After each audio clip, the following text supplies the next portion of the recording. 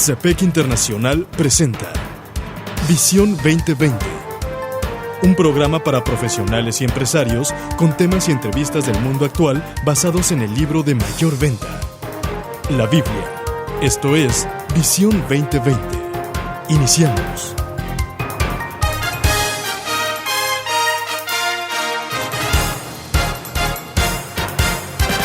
Bienvenidos a su programa Visión 2020. Les saludamos el doctor Enrique Cepeda con la alegría de siempre. Y Edgar Medina. Hoy presentamos el programa 1481, compartiendo la fe con y sin palabras.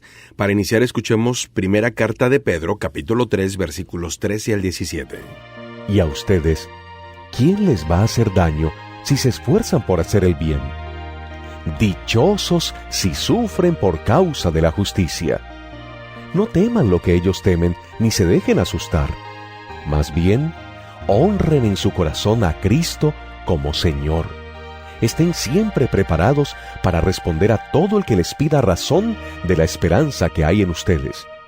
Pero háganlo con gentileza y respeto, manteniendo la conciencia limpia, para que los que hablan mal de la buena conducta de ustedes en Cristo se avergüencen de sus calumnias. Si es la voluntad de Dios, es preferible sufrir por hacer el bien que por hacer el mal. Doctor, continuamos con el manual de Haciendo Negocios de acuerdo a la palabra de Dios. Hemos avanzado ya en 13 sesiones con esta y la verdad es de que es un deleite. Animamos muchísimo a las personas que amablemente nos están escuchando a que busquen todos los programas de esta serie. Los van a encontrar en el canal de YouTube del programa Visión 2020. En las listas de reproducción como Haciendo Negocios de acuerdo a la palabra de Dios. Y estos materiales están además disponibles en formato físico y digital y han sido diseñados para ser estudiados en grupo, en grupos pequeños. Entonces, tienen 4 diferentes secciones. La primera de ellas es el planteamiento del tema. Se llama Desafío. ¿Y qué es lo que comienza diciéndonos el desafío de esta sesión? Nos da esta ilustración. Dice, una calcamonía en la defensa de un carro decía, si Jesús es la respuesta, ¿cuál entonces es la pregunta? Muy interesante. Bueno, eso obviamente lo hacen a tono de mofa, porque seguro. Muchas calcomanías dicen Jesús es la respuesta y de pronto alguien dice, bueno, ¿y cuál es la pregunta? ¿No? Así es. Algunas veces así responde la gente sin Cristo a los intentos de algunos creyentes bien intencionados de compartir su fe. Los cristianos son tan entusiastas, o sea, están tan animados para expresar su fe, que a veces no se dan cuenta que el mensaje no es entendido correctamente. Y ahí está el punto. Otros creyentes raramente, si es que lo hacen, hablan de Jesús a los no creyentes, especialmente en el lugar de trabajo, porque tienen miedo al rechazo o no saben qué decir. Para testificar de Cristo en el trabajo se necesita ser sensible y discreto para entender cuándo compartir nuestra fe. Me gusta el planteamiento que hace esta sesión porque nos dice, hay extremos. Vamos a encontrar cristianos que son muy fervorosos, pero de pronto no son sensibles para comprender cuál es el momento correcto para decir y para hablar, y otros que son tan prudentes, pues que nunca hablan. Y entonces lo que es importante es encontrar un balance. Y entonces entramos en materia. La reacción o la segunda parte de estos materiales hace planteamientos, normalmente a través de preguntas que invitan a la discusión. Y la primera es esta. De acuerdo a las Escrituras, es decir, a la Biblia, ¿cómo debemos hablar del Señor en nuestro trabajo? Considere las enseñanzas expresadas, por un lado, en Colosenses 4, 5 y 6, y por otro lado, en 1 de Pedro, capítulo 3, versículo 15. Mira, Colosenses 4, 5 y 6 dice, andad sabiamente para con los de afuera, aprovechando el tiempo. Y lo dice el versículo 6, sea vuestra palabra siempre con gracia, sazonada con sal, para que sepáis cómo debéis responder a cada uno. O sea, no es hablar a la ligera. Es aprovechar bien aprovechar el momento y usar las palabras adecuadas para que la persona que nos está escuchando entienda lo que estamos diciendo. Sí, esto es importante y Primera de Pedro va muy a tono a esto, en donde dice, sino santificad a Dios el Señor en vuestros corazones y estad siempre preparados. Ahí está la palabra. Para presentar defensa con mansedumbre y reverencia ante todo el que os demande razón de la esperanza que hay en vosotros. Estar preparados para dar una respuesta con mansedumbre y reverencia. Reverencia que habla de respeto. Aquí, si se fija, habla primero de que la persona debe de tomar un tiempo para prepararse. Seguro. Eso no va a ser hasta que ya están en el campo de batalla. No, debe de tomar tiempo para estar seguro. leyendo la palabra, para estarla estudiando, para estarla meditando. Aquí es donde entran, por ejemplo, materiales como estos. Estos programas han sido diseñados precisamente para que el que los esté escuchando se esté no solamente edificando, sino preparando para situaciones como esta. Ahora, en esas situaciones, a mí me encanta que dice presentar defensa. ¿Por qué? Porque no dice ataque. ¿No? Ahí el cristiano fervoroso, al que se refiere en la primera parte de este material, muchas veces llega literalmente con la espada desenvainada. Sí, y lastima. Y entonces empieza a agarrar a la gente a bibliazos y obviamente la gente ofrece resistencia a ese tipo de cosas. Y entonces, cuando me habla de defensa, me habla de que la otra persona toma la iniciativa, al grado que dice que hay que presentar con mansedumbre y reverencia al que demanda la razón de la esperanza. Básicamente es una persona que dice, oye, ¿tú por qué? Lo hemos comentado, por ejemplo, lo que le pasó al amigo suyo y que me pasó a mí en un trabajo, donde un compañero, en mi caso era el contador Raúl, me dice, Edgar, ¿por qué no dices groserías? Así es. Estoy extrañado, ¿por qué? Le digo, pues no me has agarrado enojado, Raúl, perdóname. No, la realidad es de que eso le llamaba la atención. A la gente le llama la atención. Y aquí él hizo eso, demandó una razón. O sea, dame una explicación por qué actúas así. Así es, así es. Ahora, varias traducciones de 1 de Pedro 3:15 nos dicen que debemos estar siempre listos para dar respuesta o presentar defensa de la esperanza que tenemos.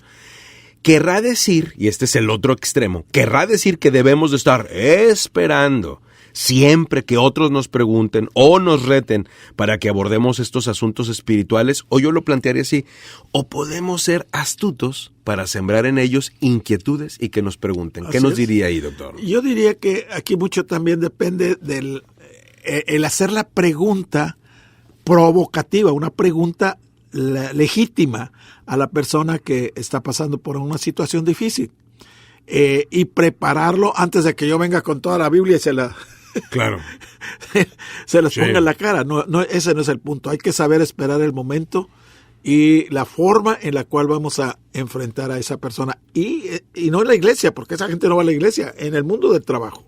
Estamos escuchando Compartiendo la Fe con y sin palabras. Búscanos en Facebook como programa Visión 2020. Regresamos. En Visión 2020 nos interesa conocerle. Escríbanos a apartado postal 1960 en Monterrey, Nuevo León, México. Código postal 64000. Si nos quiere escribir por correo electrónico, la dirección es todo seguido y en minúsculas. Visión 2020 Internacional @msn.com. Visión 2020. Uno se convertirá en 1000.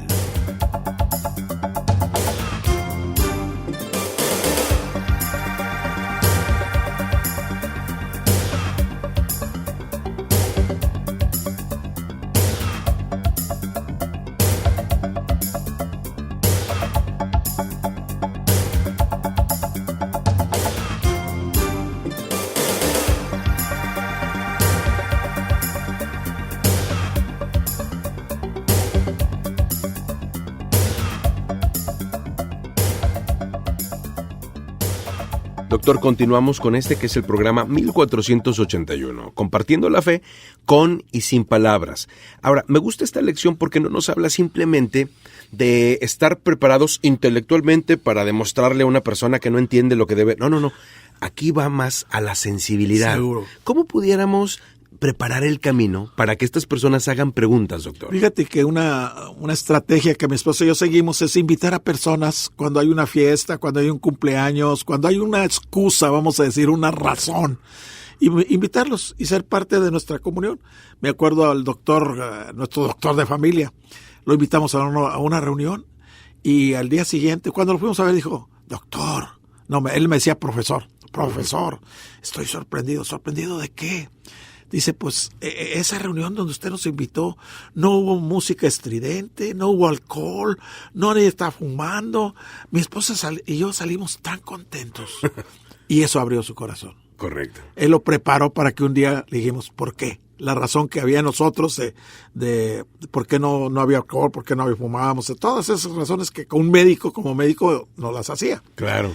Y aquí el caso es edificar una relación con esa persona y ganar su confianza. Y una vez que tú haces eso, ellos están preparados para escuchar la razón que tenemos del Evangelio.